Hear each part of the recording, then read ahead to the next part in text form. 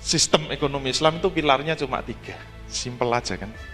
Yang pertama, kepemilikan. Nah, dalam pembahasan kepemilikan ini nanti yang kita bahas adalah asbabut tamaluk, sebab-sebab kepemilikan. Jadi sebelum kita bisnis, sebelum kita mencari uang, maka kita harus tahu sebab-sebab kepemilikan. Setelah kita itu mendapatkan uang, kemudian kita mau tasarufkan, mau kita manfaatkan uang itu, maka ini juga harus mendapatkan izin dari Allah Subhanahu wa Ta'ala. Sebenarnya 2 ini sudah cukup menjadi pilar ekonomi Islam. Asbabut tamaluk dan at-tasarruf fil milkiyah. Itu sebenarnya sudah cukup. Ini salah satu yang menjadi pondasi kenapa di dalam berekonomi, di dalam berbisnis, asbabut tamaluk ini menjadi hal yang sangat penting. Dasarnya itu dari hadis besok di Yaumul Mahsyar, besok di Padang Mahsyar itu semua manusia akan dikumpulkan dan semua manusia itu akan dimintai pertanggungjawaban satu-satu.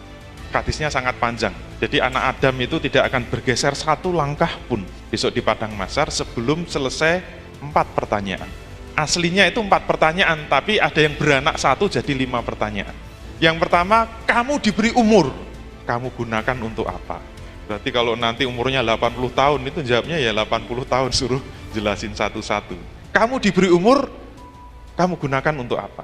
Pertanyaan kedua, kamu diberi masa muda, kamu gunakan untuk apa? Nggak tahu kenapa masa muda itu menjadi spesial di hadapan Allah. Berarti masa muda itu sangat menentukan. Ibarat usia itu usia yang paling prima dalam hidup manusia. Itulah yang menentukan masa depan manusia. Menurut teori masa muda itu 15-40 menurut orang psikologi. Nah biasanya masa muda karena itu hebat-hebatnya manusia. Mungkin otaknya lagi cemerlang-cemerlangnya, tenaganya lagi gede-gedenya, nafsunya juga gede. Kalau dia itu bejat, itu menjadi orang yang sangat bejat. Itu kuncinya masa muda. Tapi kalau dia menjadi orang baik, insya Allah itu dia jadi pejuang Islam yang sangat baik. Itu kuncinya masa muda. Nah, kalau sudah lewat 40 tahun, itu masa-masa yang sudah mapan. Kalau masa mudanya gagal, dia jadi orang yang bejat, itu insya Allah bejat terus. Susah itu dikembalikan ke jalan yang benar. Tetapi kalau masa mudanya itu berhasil melewati usia 40, insya Allah kalau baik itu susah dibelokkan juga. Insya Allah akan baik terus. Itu barangkali begitu. Kenapa masa muda ditanya secara khusus? Nah yang paling penting yang ada hubungannya dengan ekonomi, pertanyaan ketiga. Yaitu berkaitan dengan mal, berkaitan dengan harta. Ternyata khusus pertanyaan tentang harta itu buntutnya 2. Kamu diberi harta, pertanyaan pertama, kamu peroleh dari mana? Bagaimana cara kamu mendapatkan harta itu? Itu pertanyaan pertama. Pertanyaan kedua, terus setelah dapat harta, kamu gunakan untuk apa? Nah inilah yang menjadi dasar itu. Jadi kalau kita ingin benar di dalam bisnis, benar di dalam mengelola harta, maka yang harus kita tanya dulu, cara memperolehnya itu benar apa salah? Kamu peroleh dari mana? Kemudian setelah memperoleh harta, kamu manfaatkan untuk apa? Itu juga harus benar. Sebenarnya 2 ini sudah menyelesaikan semua problem ekonomi. Tapi kenapa harus ada pilar yang ketiga? Rahasianya, pilar yang ketiga ini untuk menjamin bahwa tidak semua manusia itu bisa terlibat dalam bisnis. Tidak semua manusia bisa terlibat dalam aktivitas ekonomi. Pasti nanti ada manusia yang tersingkir. Yang di dalam ekonomi kapitalisme, kalau ada yang tersingkir, itu tidak ada yang bertanggung jawab. Mati yo dewe gitu.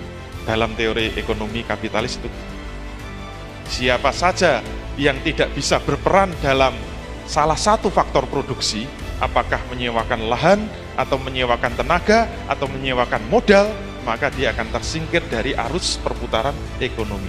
Dia akan keluar dari lingkaran itu dan tidak ada yang bertanggung jawab.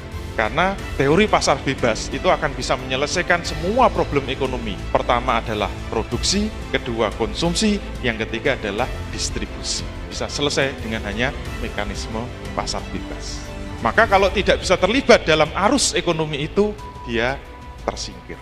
Nah, Islam itu perlu pilar yang ketiga, yaitu tauzi'us tsarwah bainan nas, distribusi harta kekayaan di tengah-tengah manusia. Dalilnya apa? Kaila yakuna dulatan bainal aghniyai minkum. Jangan sampai harta itu beredar di tengah-tengah orang yang kaya saja di antara kamu. Ini memang asbabun nuzul, ayat itu ditujukan kepada Rasul sebagai kepala negara. Maka kalau tidak ada Rasul sebagai kepala negara, pelanjut-pelanjutnya, kepala negara berikutnya. Itulah yang paling bertanggung jawab di dalam distribusi harta kekayaan di tengah-tengah manusia, agar jangan sampai harta itu beredar di Jakarta saja. Di Indonesia itu 70-80% uang itu beredar di Jakarta. Berarti sisanya ya kira-kira 20-30%, nggak tahu yang sampai ke Jogja berapa persen.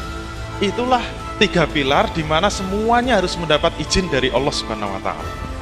Oleh karena itu, setelah tahu izin dari Allah Subhanahu wa taala, ini bisa kita gunakan untuk menyelesaikan semua problem ekonomi yang tidak bisa diselesaikan oleh kapitalisme, yang hanya menimbulkan hegemoni di dalam kapitalisme.